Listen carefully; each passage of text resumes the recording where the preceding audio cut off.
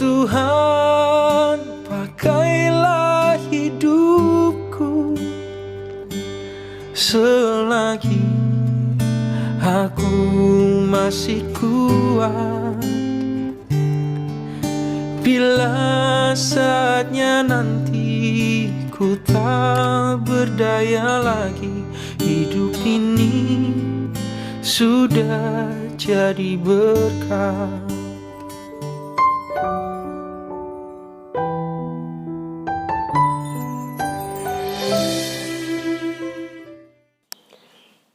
Shalom, selamat pagi Bapak Ibu Saudara yang dikasihi Tuhan. Mari sebelum kita boleh bersama-sama, kita boleh kembali belajar merenungkan setiap kebenaran firman Tuhan pada kesempatan ibadah pagi hari ini. Mari sebelumnya kita datang kepada Tuhan, kita mohon pimpinan kepada Tuhan, kita mau berdoa, biarlah kiranya Tuhan boleh senantiasa ada dalam kehidupan kita pagi hari ini. Mari kita akan berdoa. Segala puji, sembah, dan syukur kami naikkan kepadamu Tuhan. Dengan segala berkat yang boleh Tuhan beri dalam kehidupan kami sungguh mengucap syukur. Pagi hari ini kami masih boleh menikmati setiap berkat yang daripadamu. Dan pagi hari ini Tuhan, kami mempersiapkan hati kami melalui setiap pujian dan penyembahan kami, melalui persembahan kami. Bahkan sebentar kami mau belajar kembali merenungkan kebenaran firman Tuhan. Biarlah setiap firman yang nantinya boleh kami terima, setiap firman yang nantinya boleh kami dengar, biarlah firman ini boleh menjadi kekuatan bagi kami, boleh menjadi dasar bagi kami untuk kami boleh berdiri tegak di hadapan Tuhan. Kami serahkan setiap kami, pribadi lepas pribadi, ke dalam tangan kuasa Tuhan. Baik kami yang pagi hari ini ada di gereja, maupun setiap kami yang pagi hari ini ada di rumah, karena satu dan lain hal kami tidak dapat ke gereja. Biarlah Tuhan dengan kesungguhan hati, dengan ketaatan kami, Engkau Tuhan boleh ada di tengah-tengah kami. Kami percaya dengan kesungguhan hati kami, Engkau Tuhan mendengar setiap doa dan syafaat kami. Bahkan setiap firman-Mu yang boleh kami terima, boleh menjadi berkat dalam kehidupan kami. Kami serahkan pagi hari ini, kami siap menyambut berkat-Mu, hanya dalam nama-Mu yang kudus, haleluya, amin. Shalom, selamat pagi Bapak Ibu Saudara yang dikasihi Tuhan. Mari kita akan persiapkan hati kita, untuk kita boleh kembali belajar, merenungkan setiap kebenaran firman Tuhan dalam kesempatan pagi hari ini. Mari kita akan buka Alkitab kita akan buka dari kitab Yesaya pasal yang ke-49 ayat yang kedua. Yesaya pasal 49 ayat yang kedua. Mari kita akan perhatikan bersama-sama. Demikian bunyi firman Tuhan. Ia telah membuat mulutku sebagai pedang yang tajam dan membuat aku berlindung dalam naungan tangannya. Ia telah membuat aku menjadi anak panah yang runcing dan menyembunyikan aku dalam tabung panahnya. Perhatikan sekali lagi. Ia telah membuat mulutku sebagai pedang yang tajam dan membuat aku berlindung dalam naungan tangannya. Ia telah membuat aku menjadi anak panah yang runcing dan menyembunyikan aku dalam tabung panahnya. Berbahagialah bagi kita sekalian yang boleh membaca, mendengar setiap kebenaran firman Tuhan ini. Biarlah nantinya firman ini boleh termeterai dalam hati kita, menjadi dasar bagi kita, memantapkan hati kita, iman kita hanya kepada Tuhan saja. Nah, Bapak Ibu Saudara yang dikasihi Tuhan, sepanjang tahun ini tema besar kita adalah menjadi pribadi yang berkarakter Kristus. Kita tahu bersama, untuk menjadi serupa dengan Tuhan itu tidak mudah. Ada tahapan, ada step by step untuk kita melangkah mencapai di titik itu. Artinya butuh usaha, butuh pengenalan. Nah, ini yang sering kita pelajari untuk beberapa pekan terakhir ini. Bagaimana kita mengenal Tuhan, sejauh mana kita mengenal Tuhan, seberapa dalam kita mengenal Tuhan.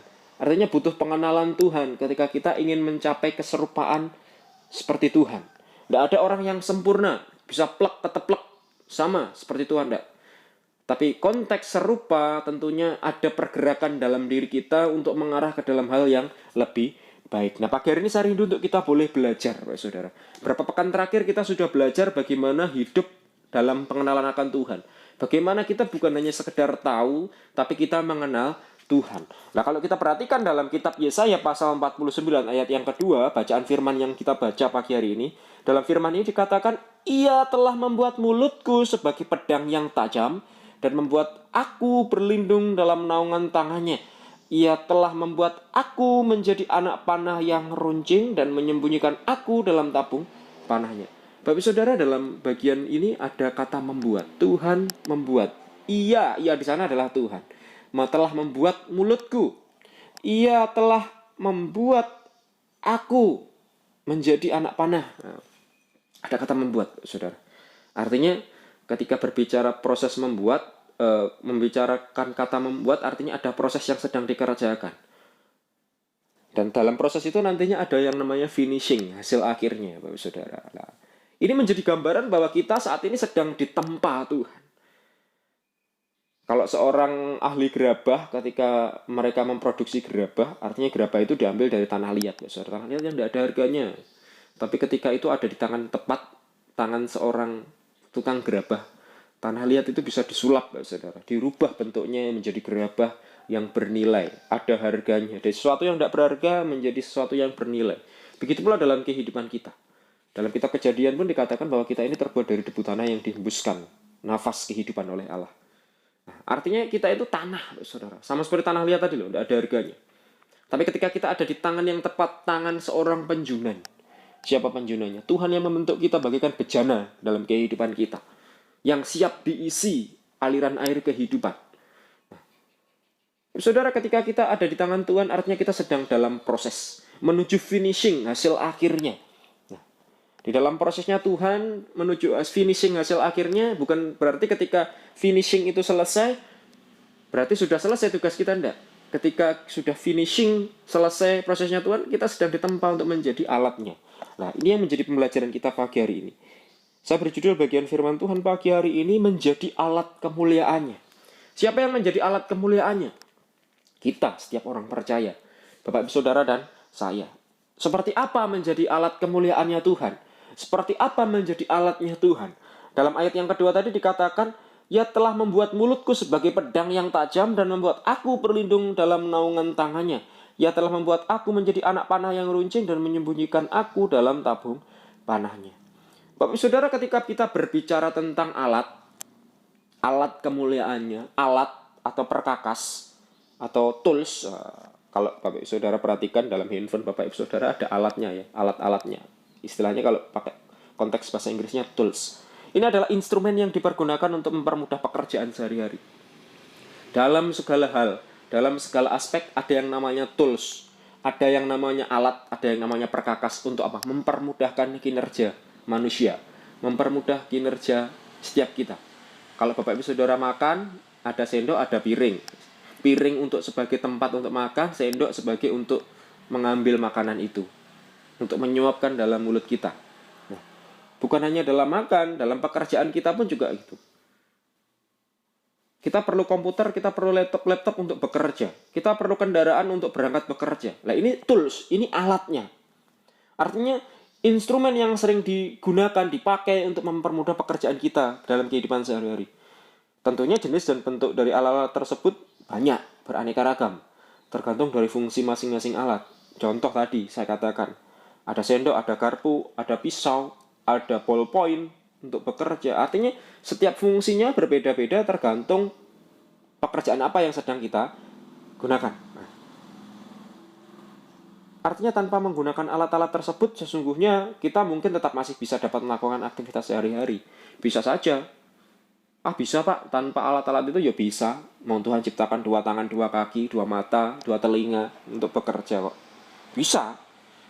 Tentunya bisa. Tanpa menggunakan alat-alat itu pun kita mungkin tetap masih dapat melakukan aktivitas sehari-hari. Tetapi pekerjaan tentunya akan menjadi lebih mudah jika kita dibantu oleh sejumlah benda-benda tersebut, alat-alat tersebut, perkakas-perkakas tersebut. Nah, begitu pula dalam kehidupan kerohanian kita. Kalau dalam kehidupan kita sehari-hari saja kita butuh alat-alat sebagai media untuk menolong kita mempermudah. Bukan untuk mempermalas loh ya, tetapi untuk mempermudah. Begitu pula dalam kehidupan kerohanian kita. Ketika berbicara tentang alat, menjadi alat dalam tangannya Tuhan, seperti yang saya katakan di awal tadi, bahwa kita itu ibarat benda yang tidak berharga, tanah liat yang tidak ada harganya, tapi ketika kita ada di tangan seorang penjunan yang tepat, Tuhan ubahkan hidup kita, Tuhan ubahkan diri kita menjadi pribadi yang berharga. Ditebus dengan harga darah yang mahal, saudara. Nggak main-main loh, saudara. Ya. Artinya menjadi alat dalam tangan Tuhan itu, mungkin istilah ini sering muncul dalam Alkitab sejak zaman dulu. Sejak zaman-zaman perjanjian lama. Sejak awal manusia dipakai bahkan. Sejak awal manusia diciptakan. Sejak awal manusia dipakai oleh Tuhan. Manusia disebut sebagai alatnya Tuhan. Sesungguhnya kita ini alatnya Tuhan. Nah, Nah, kalau kita pahami lebih dalam lagi, sesungguhnya bukan hanya umat Tuhan saja yang dipakai sebagai alat oleh Tuhan, melainkan juga bangsa-bangsa di luar umat Tuhan. Bukan hanya kita sebagai orang-orang percaya, tapi juga bangsa-bangsa di luar umat Tuhan. Artinya orang-orang yang belum percaya Tuhan, Tuhan pun bisa pakai mereka. Tuhan bisa pakai kehidupan mereka sebagai alatnya Tuhan. Bahkan juga termasuk berbagai benda, binatang, tanaman, segala apa yang Tuhan ciptakan di dalam dunia ini bisa dipakai Tuhan sebagai alat kepanjangan tangannya Tuhan. Nah, Bapak Ibu Saudara yang dikasihi Tuhan, dalam berbagai peristiwa di Alkitab, Tuhan menggunakan berbagai jenis binatang sebagai alat. Kita bisa perhatikan dalam konteks perjanjian lama, banyak sekali Tuhan pakai alat, Tuhan pakai benda apapun sebagai alat medianya Tuhan. Dalam peristiwa Nuh, kita bisa lihat ketika Tuhan pakai bahtera untuk menyelamatkan Nuh keluarganya. Ada lagi, apalagi? Banyak lagi. Kalau Bapak Ibu Saudara perhatikan dalam kitab Bilangan, dalam kitab Ibrani juga disinggung tentang Bileam bin Beor. Masih ingat tentang kisah nabi-nabi palsu? Dalam kitab Bilangan, Bapak Ibu Saudara bisa nanti baca sendiri di rumah, Bilangan pasal 22-24. Kisah tentang Bileam bin Beor, keledai yang digunakan Tuhan untuk menegur Bileam. Tuhan Allah pakai keledai untuk menegur Bileam, ngomong sama Bileam, Bapak Saudara. Nah, mungkin itu yang kelihatan aneh, mustahil bagi manusia, tapi di hadapan Tuhan tidak ada yang mustahil. Bahkan keledai pun bisa ngomong sama Bileam, Bapak Saudara. Apakah sampai di situ? Masih banyak lagi, Bapak Saudara. Ingat kisah perjalanan Musa dan bangsa Israel keluar dari tanah Mesir. Ketika mereka tiba di Mara, Tuhan menggunakan sepotong kayu untuk membuat air pahit menjadi manis dalam peristiwa di Mara. Ketika bangsa Israel sudah berjalan 3 hari lamanya, lelah, capek, haus, lapar. Ketika mereka tiba di Mara, ada aliran air. Dengan harapan mereka bisa minum, ternyata air di Mara rasanya pahit. Terus apa yang terjadi? Tuhan pakai sepotong kayu untuk membuat air pahit itu menjadi manis, saudara. Makanya itu dikenal dalam peristiwa di Mara. Keluaran 15 ayat 22-29. Nah, Tuhan pakai sepotong kayu untuk membuat air yang pahit pun bisa menjadi manis. Bahkan Tuhan menggunakan semak belukar sebagai sarana berbicara dengan Musa, saudara. Ini konteks perjanjian lama. Ketika Allah berfirman secara langsung, saudara. Allah menunjukkan mujizatnya secara langsung. Artinya Tuhan bisa pakai apapun. Bukan hanya pada waktu itu, bahkan saat ini pun Tuhan bisa pakai siapapun, kapanpun, dimanapun. Sebagai alat kemuliaannya Tuhan. Jangan salah, bukan hanya Bapak Ibu Saudara, orang-orang yang percaya saja yang bisa dipakai Tuhan. Bahkan Tuhan bisa pakai orang yang belum percaya di luar sana sebagai alat kepanjangan tangan Tuhan, Bapak Saudara. Ketika Tuhan berkehendak, semuanya jadi. Bapak Ibu Saudara yang dikasihi Tuhan, kita harus memahami bahwa semua yang digunakan sebagai alat oleh Tuhan adalah pribadi-pribadi dan benda-benda biasa sesungguhnya yang terbuat dari bahan-bahan yang sederhana, yang mudah ditemukan.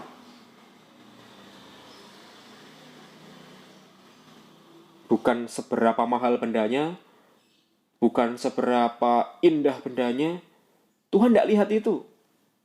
Tetapi mulia atau tidaknya seseorang atau sebuah benda tergantung pada siapa yang mempergunakannya. Paham ya sampai di sini? Nah, artinya intinya bukan soal bendanya, tetapi siapa yang memakainya, siapa yang menggunakannya. Baik tidaknya seseorang atau sebuah benda itu tergantung pada siapa yang menggunakannya. Contoh, saudara ya. Sepotong kayu akan tetap menjadi sepotong kayu yang tidak memiliki nilai apa-apa sampai Tuhan menggunakan sepotong kayu tersebut sebagai alat di tangannya. Kalau kita berpikir secara manusiawi, secara logika, bisa enggak sih air yang pahit tiba-tiba dilemparkan kayu kemudian bisa menjadi manis? Lah kan kayu bukan gula, Pak. Lah iya, kira-kira bisa atau enggak? Secara logika manusia enggak mungkin. Tapi itu mungkin bagi Tuhan. Nah, artinya apa? Sepotong kayu ini akan tetap menjadi sepotong kayu, bongkahan kayu yang enggak memiliki nilai, enggak punya harga apa-apa sampai ketika Tuhan menggunakan sepotong kayu tersebut sebagai alat di tangannya. Sebagai alat kepanjangan tangan Tuhan. Supaya orang merasakan kasihnya Tuhan. Maka barulah terlihat bahwa sepotong kayu tersebut dapat mengubah rasa air, saudara. Nah, itu mungkin mustahil bagi manusia. Tetapi di sini kita melihat, saudara, bahwa semua benda itu bukan bagus, baiknya, mahal, tidaknya. Tapi tergantung siapa yang memakai. Siapa yang menggunakan benda itu? Ketika itu ada di tangannya Tuhan, bahkan benda biasa pun bisa menjadi benda yang luar biasa. Tapi benda yang luar biasa ketika dipakai oleh tangan orang yang tidak benar, ya tidak akan luar biasa. Nah, saudara, ini menjadi inti pembelajaran kita pagi hari ini. Menjadi alat kemuliaannya Tuhan. Bukan dilihat seperti apa alatnya, seberapa mahal alatnya, seberapa indah alatnya, enggak. Tapi siapa yang memakai alat itu? Nah, kalau kita rubah deskripsinya, Pak Saudara, menjadi alatnya Tuhan. Nah, artinya Tuhan bukan melihat siapa kita, enggak. Tuhan bukan melihat siapa Bapak Ibu Saudara, apakah Bapak Ibu Saudara pintar, apakah Bapak Ibu Saudara kaya raya, apakah Bapak Ibu Saudara ganteng, wayu. Enggak. Tapi siapa yang make kita? Bapak Ibu Saudara pintar, ganteng, wayu, tapi kalau yang make iblis ya percuma. Enggak akan jadi berkat, bahkan jadi batu sandungan. Tapi mungkin Bapak Ibu Saudara orang yang biasa, orang sederhana, orang yang tidak punya apa-apa. Tapi ketika Tuhan mau pakai Bapak Ibu Saudara bisa menjadi alat yang luar biasa bagi kemuliaan nama Tuhan. Nah, begitu pula Yesaya dalam bagian firman Tuhan pagi hari ini. Nabi Yesaya pada masa akhir pembuangan bangsa Israel, Nabi Yesaya ini mendapat mandat supaya Yesaya menyuarakan, menjadi wakilnya Tuhan. Konteks menyuarakan di sini menjadi wakilnya Tuhan, menyampaikan apa yang Tuhan mau sampaikan kepada umatnya. Dia mendapat mandat menyuarakan perkataan Tuhan untuk mengembalikan bangsa Israel kepada Tuhan dan untuk menegakkan dan mengembalikan suku-suku Israel ke tanah kelahirannya. Kita tahu kondisi bangsa Israel pada waktu itu ketika mereka ada di bawah genggaman Babel, ya saudara. Mereka dalam kondisi yang tidak baik. Bahkan perkataan-perkataan Yesaya pun pada awalnya tidak mereka dengar. Saudara, ini perintah yang diterima oleh Yesaya daripada Allah, ditujukan kepada orang-orang Israel, supaya dia, Yesaya, menyuarakan perkataan Tuhan, supaya mereka kembali, bangsa Israel ini kembali kepada Tuhan dan menegakkan, mengembalikan suku-suku Israel ke tanah kelahirannya. Bapak Saudara, meskipun perkataan ini adalah perkataan nubuatan bagi kedatangan Mesias kelak, kita tahu bersama ya, kitab Yesaya ini salah satu kitab nabi-nabi besar. Jadi berbicara tentang nubuatan-nubuatan. Contoh salah satunya tentang kelahiran Mesias dalam perjanjian baru, awal perjanjian baru, kelahiran Tuhan sudah dinubuatkan oleh Nabi Yesaya. Nah, meskipun perkataan ini adalah perkataan nubuatan bagi kedatangan Mesias kelak, sesungguhnya Yesaya ini menyadari bahwa ia adalah alat yang Tuhan percayakan banyak hal kepadanya. Ia menyadari bahwa ia adalah sebuah alat. Bukan pribadinya yang luar biasa, tapi Allahnya yang luar biasa. Dia adalah alat yang Tuhan percayakan banyak hal kepadanya. Tuhan membuat mulutnya sebagai pedang yang tajam.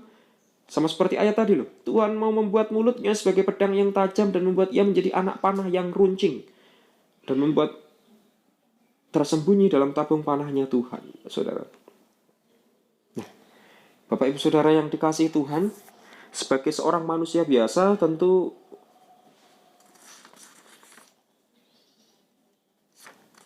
hal ini bukanlah hal yang mudah. Namun Yesaya pun menyadari, saudara. Dia menyadari bahwa ia berada pada tangan Tuhan yang dahsyat. Saudara, kalau kita perhatikan bukan hanya Yesaya, dalam konteks-konteks perjanjian lama, banyak orang-orang yang dipanggil Tuhan pada awalnya ragu dengan panggilannya. Apakah aku mampu? Ragunya bukan dia tidak percaya kepada Tuhan, sesungguhnya tidak percaya pada dirinya sendiri. Apakah aku mampu, apakah aku bisa melaksanakan apa yang Tuhan mau, apa yang Tuhan kehendaki dalam kehidupan. Nah, apakah aku mampu membawa bangsa Israel kembali kepada apa yang seharusnya mereka kerjakan.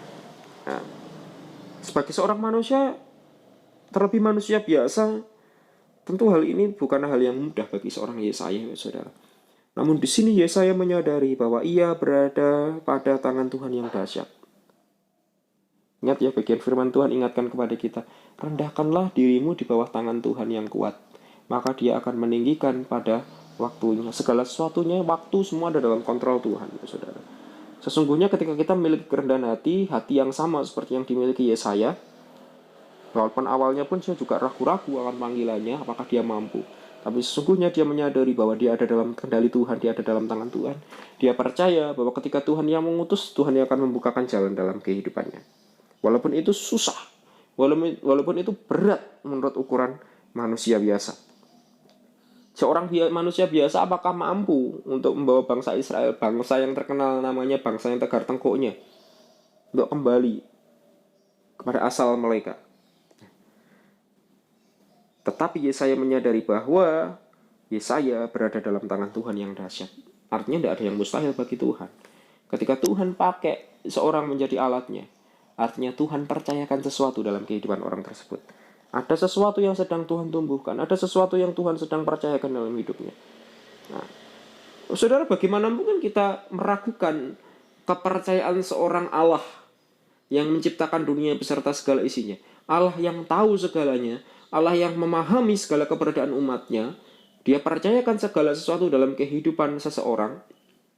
Seperti Yesaya, bagaimana mungkin seorang Yesaya meragukan Tuhan? Mungkin dia bisa saja ragu atas dirinya, tapi untuk meragukan Tuhan, tidak mungkin dalam kehidupannya. Karena dia menyadari, dia berada di dalam tangan Tuhan yang dahsyat. Nah, Bapak Ibu Saudara yang dikasih Tuhan, ini menjadi pesan Tuhan bagi kita pagi hari ini. Melalui bagian firman Tuhan ini, saya rindu untuk kita boleh belajar. Melalui firman-Nya, Tuhan menyatakan bahwa sebagai manusia, sesungguhnya kita adalah pribadi-pribadi yang tidak jauh berbeda dengan kebanyakan orang pada umumnya. Walaupun kita ini ngakunya sebagai orang yang percaya loh. Kita ini ngakunya sebagai orang-orang Kristen. Nah, makanya ini pula pembelajaran seperti ini yang sedang saya pupuk dalam kelas baptisan, Bapak Ibu Saudara. Dalam setiap pertemuan saya selalu dalam buku itu saya beri pertanyaan yang harus mereka jawab berdasarkan apa yang menjadi pemahaman mereka. Contoh dalam pertemuan yang terakhir kemarin saya tanya, apakah seorang yang sudah lahir baru pasti bertumbuh, Pak Saudara? Nah, jawabannya bisa ya, bisa tidak. Jawaban itu tergantung alasannya. Bisa iya, setiap orang yang lahir baru itu bertumbuh ketika alasannya tepat. Bahkan bisa enggak loh, ketika alasannya pun juga tepat. Makanya sesungguhnya itu kembali di dalam bukan ya atau tidak, tetapi tergantung bagaimana respon hati kita. Nah, beberapa minggu terakhir kita juga sudah belajar tentang respon hati. Kita pernah belajar dari respon hati seorang Daud yang pada akhirnya merubah kehidupannya. Kita bisa melihat perbedaan antara Daud dan Saul. Bahkan panggilannya sama, tetapi klimaks akhirnya berbeda. Nah, saudara, melalui pesannya ini Tuhan mau bahwa kita sebagai manusia, kita sesungguhnya adalah pribadi-pribadi yang tidak jauh beda dari kebanyakan orang pada umumnya. Tetapi yang membedakannya adalah apa? Status dan fungsi kita di hadapan Tuhan. Kita dengan orang-orang di luar sana sama. Bapak Ibu Saudara sama kan makan nasi? Sama. Pagi bekerja, malam tidur istirahat sama keluarga. Pagi sekolah. Nek bosan ya nonton TV. Waktunya ibadah ya ibadah. Nah, artinya kita tidak ada bedanya dengan orang-orang di luar sana. Perlu refreshing ya keluar jalan-jalan, tidak ada bedanya. Apa bedanya? Sesungguhnya sama, tidak ada beda. Yang membedakan adalah apa? Status kita, fungsi kita di hadapan Tuhan. Apa status kita di hadapan Tuhan? Anak-anak Tuhan. Ketika kita menyadari kita sebagai anak-anak Tuhan, apa fungsi kita sebagai anak-anak Tuhan? Apakah cukup hanya sekedar mengakui sebagai anak-anak Tuhan? Lucu kalau kita sebagai anak-anak Tuhan hanya sebatas mengaku tapi tidak mau melakukan tugas sebagai seorang anak Tuhan. Kita harus tahu fungsi kita sebagai anak-anak Tuhan. Nah, ini loh yang membedakan kita dengan orang-orang di luar sana. Status dan fungsi kita di hadapan Tuhan. Nah, artinya apa Bapak Saudara? Sebagai alat di tangan Tuhan, selayaknya Tuhan ingin setiap kita sungguh-sungguh berfungsi bagi kepentingan kerajaan surga secara konsisten. Tugas kita sesungguhnya nggak mikirin lagi apa yang di dunia. Loh Pak, loh kita masih di dunia ya, butuh makan ya, butuh hiburan ya. Bener, saya nggak bilang Bapak Ibu Saudara nggak boleh merasakan hiburan loh. Saya tidak bilang Bapak Ibu Saudara tidak boleh makan. Tetapi prinsip hidup kita, ini loh yang harus dirubah. Bukan lagi prinsip atas dunia, tapi prinsip kerajaan surga ini yang menjadi prinsip-prinsip dalam kehidupan kita. Tahu ya, prinsip ya. Prinsip itu ideologi dalam diri kita ini loh. bahwa segala sesuatunya untuk Tuhan. Apa yang kita percaya ini loh prinsip. Apa yang kita hidupi dalam kehidupan kita. Saya tidak bilang Bapak Ibu Saudara tidak boleh jalan-jalan, tidak boleh refreshing. Boleh, saya butuh istirahat. Saya pun juga butuh refreshing. Saya juga butuh jalan-jalan. Saya pun ya senang lah diajak jalan-jalan loh, saudara. Tetapi bagaimana kita menemukan prinsip dalam kehidupan kita? Status dan fungsi tadi loh. Sebagai alat di tangan Tuhan. Sesungguhnya Tuhan ingin setiap kita sungguh-sungguh berfungsi untuk kepentingan kerajaan surga. Sama seperti kalau Rasul Paulus menggambarkan seperti dalam gelanggang pertandingan. Bapak saudara, seorang olahragawan itu dia bertanding tujuannya untuk garis akhir. Prinsipnya untuk mencapai garis akhir. Dalam artian bukan berarti dia tidak boleh bernafas kan dalam berlari. Boleh. Apa dia tidak boleh berhenti? Boleh. Begitu pula dalam kehidupan kita. Loh, Tuhan berikan kebebasan dalam kehidupan kita. Kita boleh melakukan apapun, tapi jangan pernah melupakan prinsip hidup kita. Prinsip kerajaan surga. Hidup secara konsisten dalam kerajaan surga. Bapak Ibu Saudara, perbuatan yang selaras dengan status kita sebagai alat di tangan Tuhan. Tentunya perbuatan yang selaras dengan status kita. Kalau kita ngaku diri anak Tuhan, yo apa yang kita lakukan harus sesuai dengan apa yang Tuhan perintahkan dalam hidup kita. Selaras dengan apa yang Tuhan firmankan. Seperti layaknya seorang tentara, saudara. Saudara tahu tentara kan? Seorang tentara ini dimanapun dia berada, dimanapun dia ditugaskan, dalam situasi apapun yang dihadapi, status dan fungsinya sebagai tentara itu tetap melekat dalam dirinya. Makanya kalau Bapak Saudara ketemu sama tentara, saudara, sesungguhnya sama. Yo sama-sama manusia, sama-sama makan nasi. Tapi yang membedakan adalah prinsip dan statusnya, saudara. Fungsi dan statusnya. Statusnya seorang tentara. Cara ngomongnya pun sudah beda, saudara. Ada aturan, ada hal yang harus dijaga dalam kehidupannya. Dimanapun dia berada, situasinya apapun, status dan fungsinya sebagai tentara tetap melekat pada dirinya. Orang tahu dia tentara. Harusnya begitu pula dalam kehidupan kita. Dimanapun kita berada, apapun situasi kita, orang-orang lain pun tahu status kita. Kita sebagai anak-anak Tuhan. Dan tentunya kita pun menjaga status dan fungsi kita sebagai anak-anak Tuhan. Ingat bagian firman Tuhan tadi di dalam Yesaya 49 ayat yang kedua. Pedang di mulut dan anak panah yang runcing. Seorang prajurit Tuhan ini senantiasa siap sedia untuk digunakan. Kita harus sama seperti itu. Pedang di mulut dan anak panah yang runcing, saudara. Nah, Bapak saudara, dalam bagian firman Tuhan pagi hari ini ada beberapa prinsip yang harus kita pahami berkaitan dengan pesan Tuhan pagi hari ini. Supaya apa? Supaya kita senantiasa menjadi alat yang berfungsi bagi Tuhan. Bukan hanya sekedar alat, tapi benar-benar alat yang dapat dipakai sebagaimana fungsinya, sebagaimana mestinya alat itu diciptakan. Tentunya kita sebagai ciptaan Tuhan. Apa yang harus kita lakukan? Perhatikan Yesaya 49 ayat yang ketiga. Ia berfirman kepadaku, engkau adalah hambaku Israel, dan olehmu aku akan menyatakan keagunganku. Bapak Ibu Saudara yang dikasihi Tuhan, ketika kita berbicara hidup kita sebagai alatnya Tuhan, tentunya kita harus memahami bahwa nilai sebuah alat itu ditentukan dari pribadi yang menggunakannya. Saya sampaikan dari awal tadi. Sebongkah kayu, sepotong kayu akan tetap menjadi sepotong kayu, saudara. Ketika dia mungkin di tangan orang-orang Israel, ketika dia mungkin di tangan seorang biasa, saudara. Ketika orang itu benar-benar tidak dipilih Tuhan. Tapi sepotong kayu yang biasa itu ketika dia ada di tangan yang tepat, di tangan Allah, sepotong kayu itu bisa membuat air yang pahit menjadi manis. Nah, dari sini kita bisa memahami bahwa nilai sebuah alat itu ditentukan dari pribadi yang menggunakannya. Siapa yang pakai? Begitu pula dalam kehidupan kita. Kalau Bapak Ibu Saudara kita mengakui diri kita sebagai alatnya Tuhan, tentunya fungsi dan tugas kita sesuai dari seperti apa yang Tuhan firmankan dalam kehidupan kita. Nah, memahami bahwa nilai sebuah alat itu ditentukan dari pribadi yang menggunakannya. Siapa yang memakai kita? Kalau yang memakai kita Tuhan, ya tentunya apa yang Tuhan firmankan dalam hidup kita itu yang kita kerjakan. Tapi kalau yang memakai diri kita adalah diri kita secara pribadi, ego pribadi kita, iblis dalam diri kita, tentunya Bapak Saudara bisa deskripsikan secara masing-masing lah. Nah, Bapak Ibu Saudara yang dikasihi Tuhan, dalam menyandang pengakuan Tuhan sebagai alatnya saja sudah merupakan nilai tersendiri bagi Yesaya. Ketika Yesaya dipanggil Tuhan katakan harus menjadi alatnya, menjadi satu hal tersendiri dalam kehidupan Yesaya. Jelas sekali dikatakan bahwa melalui keberadaan Yesaya, Tuhan sendiri yang akan menyatakan keagungannya dalam ayat yang ketiga ini. Namun menyandang sebuah pengakuan saja sebagai alat, belumlah dapat dikatakan bahwa sebuah alat ini memiliki nilai yang maksimal, saudara, sampai alat tersebut terbukti melakukan fungsinya. Artinya apa, saudara? Mungkin Yesaya ketika Tuhan katakan kamu alatku, mediaku, kalau hanya sebatas itu saja tapi tidak mau melakukan, ya tidak bisa disebut sebagaimana menyandang nilai itu secara maksimal, saudara. Makanya perlu mengerjakan sebagaimana fungsinya. Contoh Bapak Saudara tahu pisau ya. Pisau itu mungkin menjadi alat kebutuhan kita sehari-hari, Bapak Saudara. Kalau Bapak Saudara sering temui pisau di dapur, Bapak Saudara. Mungkin sebagaimana fungsinya pisau itu untuk memotong, untuk memasak, Bapak Saudara.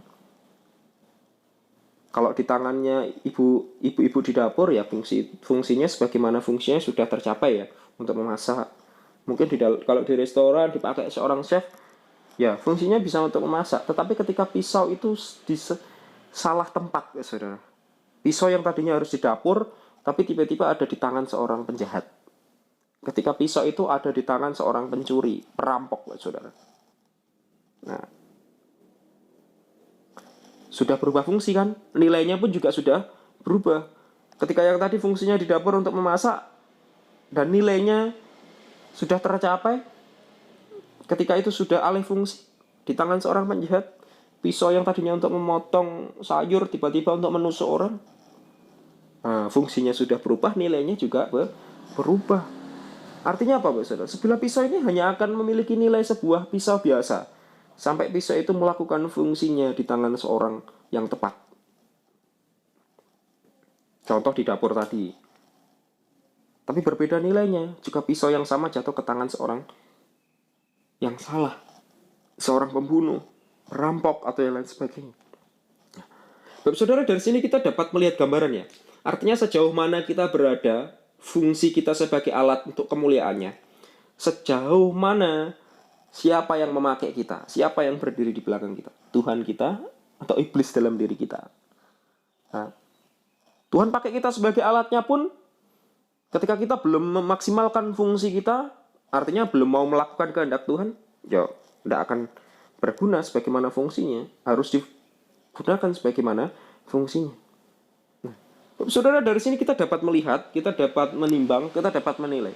Bisa dibayangkan nilai seorang Nabi Yesaya jika melalui mulutnya ia menyatakan berita keselamatan serta menyampaikan perkataan Tuhan secara khusus kepada bangsa Israel. Ini satu hal yang luar biasa loh. Kalau Bapak Saudara perhatikan konteks-konteks perjanjian lama, banyak orang dipakai Tuhan, dikirim sebagai minoritas di tengah orang-orang yang balelo seperti itu, Bapak Saudara. Contoh bangsa Israel.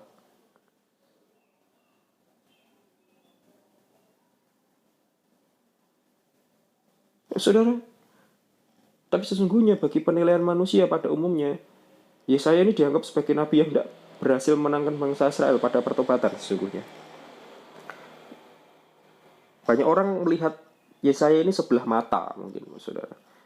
Banyak orang menganggap bahwa Yesaya ini tidak berhasil memenangkan bangsa Israel kepada pertobatan. Tetapi di mata Tuhan, Yesaya telah berhasil melakukan kehendaknya. Ia melakukannya tepat seperti apa yang Tuhan kehendaki, saudara. Apa yang Tuhan perintahkan, apa yang Tuhan firmankan, dia lakukan. Ia memfungsikan mulutnya bagaikan sebuah pedang, saudara. Firman yang tajam yang keluar dari mulutnya. Demikian pula nilai kita sebagai alatnya Tuhan.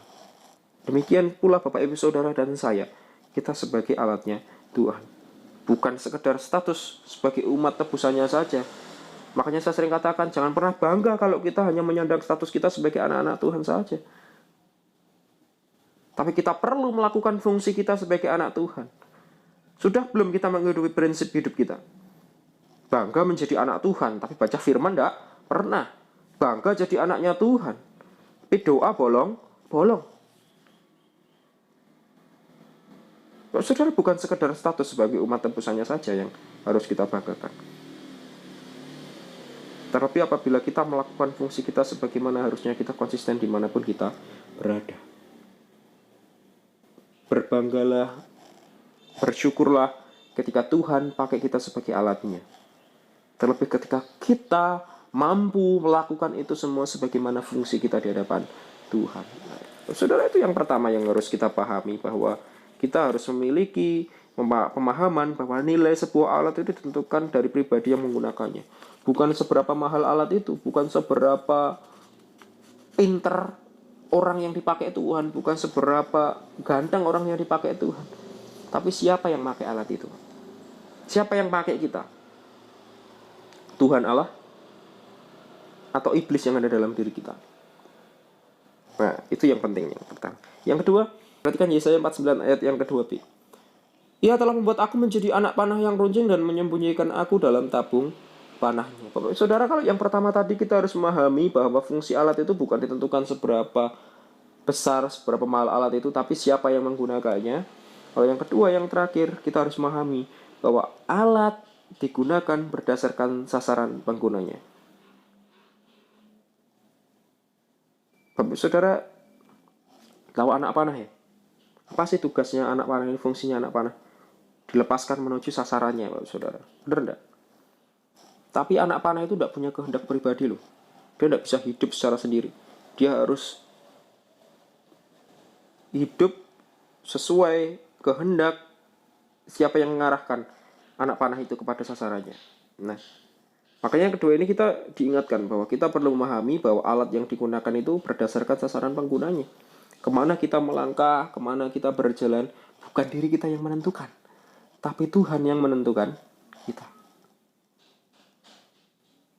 Nah, artinya gambarannya apa? Setelah kita sebagai anak panahnya Tuhan, diraut sama Tuhan, diruncingkan sama Tuhan, jangan sampai pada akhirnya kita sendiri yang ingin menunjukkan kemampuan kita, karisma kita, keindahan kita kepada dunia. Kalau Bapak Ibu Saudara, artinya apa?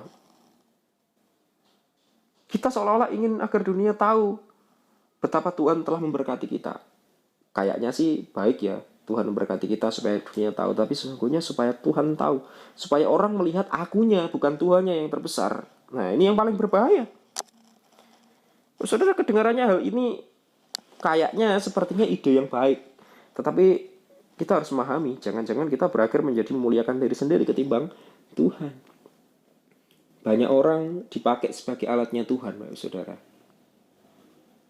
Tapi harus menyadari bahwa fungsi kita ini harus sesuai dengan kehendaknya Tuhan, bukan kehendak kita. Ibarat panah yang dilepaskan bukan atas kehendak si panah, anak panah itu sendiri, tapi kehendak siapa yang melepaskan itu, ke arah mana, sasaran mana yang tepat. Dia tidak punya kehendak atas dirinya sendiri. Begitu pula dalam kehidupan kita, ketika kita dipakai sebagai alatnya Tuhan, kita bergerak berdasarkan sasaran siapa yang menggunakan kita. Nah, jangan sampai kita sendiri ingin menunjukkan kemampuan kita. Tuhan banyak bisa pakai siapapun melayani Tuhan. Ini yang paling berbahaya ketika masuk ke dalam ranah gereja, saudara. Tuhan percayakan talenta, Tuhan percayakan kemampuan, pinter. Tapi pada akhirnya apa? Tidak bisa membedakan fungsinya, tugasnya. Apakah itu kehendak pribadinya atau kehendak Tuhan dalam hidupnya. Nah, dari sini kita bisa melihat pengenalan akan Tuhannya berarti sejauh mana kan. Nah, saudara, satu hal yang harus kita ingat bahwa kita semua hanyalah alat di tangan Tuhan. Tanpa Tuhan yang memakai kita tidak ada harganya. Seperti tanah liat tadi loh, tidak ada harganya. Siapa yang mau beli tanah liat? Tidak ada.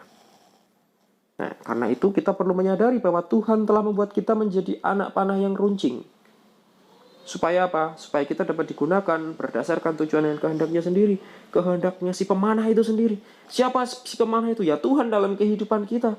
Kemana Tuhan mengarahkan kita kepada sasaran yang tepat. Contohnya apa? Kehidupan Bapak Ibu Saudara. Bapak Ibu Saudara ada di sini. Bukan satu kebetulan saya katakan. Kalau Bapak Ibu Saudara ada di gereja, belajar merenungkan kebenaran firman Tuhan, bukan karena kebetulan.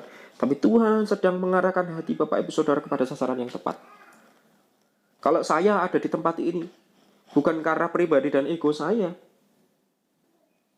Tidak, tapi Tuhan yang mengarahkan saya kepada sasaran yang tepat. Tuhan yang paling tahu kemana kita melangkah. Bapak Saudara, saya pernah bersaksi ya. Awalnya saya tidak pernah bercita-cita mau jadi seorang hamba Tuhan, khususnya pendeta. Karena saya berangkat dari latar belakang keluarga hamba Tuhan. Saya tahu kehidupan keluarga hamba Tuhan itu tidak enak. Kalau yang dari keluarga hamba Tuhan pasti tahu ya rasanya seperti apa. Nah, bukan berarti saya katakan keluarga hamba Tuhan tidak diberkati. Saya katakan keluarga hamba Tuhan diberkati, tetapi sesungguhnya ada cara pandang tersendiri yang pada waktu itu sebenarnya salah. Pola pikir yang saya alami waktu itu salah. Tapi di satu titik Tuhan ubahkan itu semua. Tuhan tangkap saya. Tuhan pakai saya. Tuhan arahkan saya kepada sasaran yang tepat. Ya. Ketika Tuhan sudah bergerak seperti kita tidak bisa memilih. Karena kita tidak berkehendak atas diri kita sendiri. Ketika kita percayakan hidup kita kepada Tuhan, Tuhan yang mengarahkan. Makanya bagian firman Tuhan katakan, usahakanlah kesejahteraan di kota di mana Tuhan tempatkan kamu. Saudara, dimanapun kita berada, dalam posisi apapun, pekerjaan apapun, datang kepada Tuhan, berdoa sama Tuhan, minta Tuhan mengarahkan kita kepada sasaran yang tepat. Sesungguhnya bukan ego pribadi kita, tetapi biarlah Tuhan yang berkehendak atas hidup kita. Karena satu hal yang harus kita ingat, bahwa kita ini hanyalah alat di tangan Tuhan. Bapak, saudara, dan saya ini kita alat loh di tangan Tuhan. Karena itu kita perlu menyadari bahwa Tuhan telah membuat kita menjadi anak panah yang runcing. Sudah diruncingkan sama Tuhan, nggak digunakan berdasarkan tujuan kehendaknya sendiri. Artinya ketika Bapak Ibu Saudara dan saya ada di tempat ini, bukan satu kebetulan. Ketika saya dan Bapak Ibu Saudara dipertemukan di tempat ini, ada maksudnya Tuhan.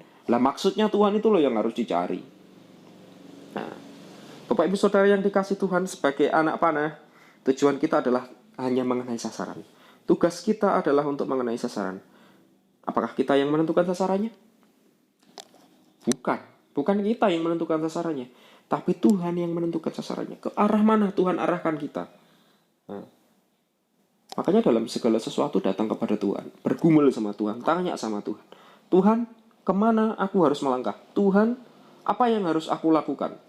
Nah, dari sini kita menyadari bahwa bukan karena kuat dan gagah kita, tapi semua karena Tuhan. Tuhan yang menentukan sasarannya. Bapak Saudara, anak panah itu hanya dilepaskan berdasarkan sasaran si pemanahnya. Nah, gambaran ini, pengertian ini yang perlu kita pahami. Jika kita menyadari bahwa kita hanyalah sebuah alat di tangan Tuhan, maka sesungguhnya seperti apa alat itu digunakan, semua mengikuti keinginan Tuhan. Semuanya mengikuti keinginan Tuhan. Nah, Yesaya menyadari bahwa dirinya adalah sekedar alat di tangan Tuhan. Maka apapun yang Tuhan perintahkan dalam kehidupannya untuk dilakukan, ia tidak berkuasa untuk membantahnya, sekalipun bukan sesuatu yang ia inginkan. Saudara, ketidaktaatan terjadi ketika seorang merasa mampu untuk melakukannya sendiri. Ingat kisah seorang Yunus. Ingat kisah seorang Yunus ketika Tuhan perintahkan dia untuk pergi ke Niniwe, dia malah pergi ke Tarsis. Padahal Tuhan sudah arahkan sasarannya kepada Niniwe, tapi dia membelot ke Tarsis, saudara. Tapi apa yang terjadi? Ingat, segala sesuatu itu ada dalam kendali Tuhan. Ujung-ujungnya dia akan kembali pada sasarannya, kan? Bapak Ibu Saudara yang saya kasihi, saya mau katakan, Bapak Saudara, segala sesuatu dalam kehidupan kita itu Tuhan sudah tetapkan. Oh, Pak A nanti hidupnya seperti ini, jalan hidupmu seperti ini. Mau kita lari kemanapun ketika Tuhan sudah tetapkan sasaran kita, kemana arah kaki kita melangkah, kemana perjalanan kehidupan kita, pasti kita akan tiba di titik itu. Sama seperti kesaksian saya tadi, awalnya saya tidak mau jadi hamba Tuhan, jadi pendeta, tidak mau. Tapi ketika kita sudah ditempatkan sasaran sama Tuhan, kamu tempatmu loh di sini, kita akan tepat ada sasaran itu. Yesaya seperti itu, Yunus juga seperti itu. Walaupun dia lari ke Tarsis, pada akhirnya dia sampai dicaplok ikan, ada masalah demi masalah yang terjadi, ujung-ujungnya juga sampai di Niniwe. Coba seandainya ketika dia langsung percaya sama Tuhan, dia tidak balelo, dia langsung ke Niniwe, mungkin dia tidak akan mengalami yang seperti itu. Tapi kembali lagi, itu semua adalah prosesnya Tuhan. Ingat, ketidaktaatan terjadi ketika seseorang merasa mampu untuk melakukannya sendiri. Nah, garis bawah itu, saudara. Ketika kita merasa mampu untuk melakukannya sendiri, sesungguhnya sudah mulai tanda-tanda muncul ini ketidaktaatan. Ngapain aku harus ke sana? Ngapain aku harus melakukan itu? Wong aku bisa sendiri. Ya, hati-hati. Ketika ego sudah mulai muncul, egosentris kita sudah semakin kuat.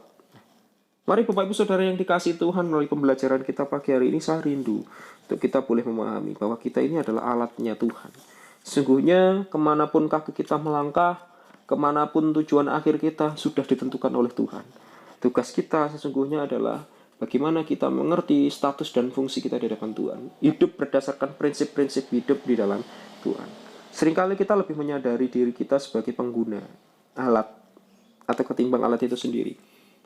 Sadar atau tidak sadar, banyak orang merasa dirinya adalah seorang pengguna, bukan alatnya Tuhan. Tetapi itu hanya berdasarkan ego pribadi kita sendiri. Di hadapan Tuhan, kita tidak lebih dari sebuah alat yang biasa, saudara. Terlepas Bapak Ibu Saudara pintar, ganteng, ayu, saudara. Di hadapan Tuhan kita itu sama. Tidak ada bedanya. Yang membedakan apa? Status dan fungsi kita ini loh di hadapan Tuhan. Yang harus kita pahami, ketika tiba waktunya untuk digunakan, kita ini adalah alat yang ketika tiba waktunya untuk digunakan, maka barulah kita menyadari bahwa di tangan Tuhan yang terampil, kita begitu indah digunakan olehnya. Jauh lebih indah dibandingkan kita melakukannya sendiri. Ingat seperti awal tadi saya katakan bahwa kita itu adalah debu tanah. Tanah liat yang tidak ada harganya. Tapi ketika tanah liat itu ada di tangan yang tepat, kita akan dipakai Tuhan secara luar biasa sebagai alat kemuliaannya. Amin. Biarlah kiranya bagian firman Tuhan pagi hari boleh menguatkan kita, sehingga firman ini boleh menjadi dasar dalam hidup kita, sehingga kita boleh mengerti fungsi dan status kita sebagai alatnya Tuhan, sebagai anak-anak Tuhan. Sehingga kita mampu melakukan itu berdasarkan apa yang Tuhan mau dalam kehidupan kita. Amin. Mari kita akan berdoa. Bapa Surgawi, kami mengucap syukur untuk firman-Mu. Biarlah firman Tuhan pagi hari ini yang boleh kami terima, ini boleh menjadi dasar dalam kehidupan kami, membukakan pemahaman kami, hati kami, mata kami, menyadari bahwa kami ini adalah alat di tangan Tuhan. Kemanapun kami melangkah, segala sesuatunya Tuhan yang sudah menentukan dalam kehidupan kami. Biarlah kami boleh menyadari tugas, fungsi, status kami sebagai anak-anak Tuhan, sehingga kami boleh melakukan sesuai bagaimana kehendak Tuhan dalam kehidupan kami. Kami serahkan setiap kami pribadi lepas pribadi. Biarlah Engkau Allah yang boleh senantiasa boleh ada dalam kehidupan kami, sehingga kami pun boleh menjadi pribadi yang semakin hari semakin serupa dengan Engkau. Kami serahkan firman pagi hari ini. Biarlah firman ini boleh menjadi berkat bagi setiap kami, sehingga nama Tuhan boleh terus dipermuliakan. Hanya dalam nama yang kudus. Haleluya. Amin. Amin. Selamat pagi. Tuhan Yesus memberkati kita sekalian. Sebab Tuhan melindungi, Tuhan menyinari dengan wajah-Nya, memberi kasih karunia, damai sejahtera. Tuhan Yesus berkati.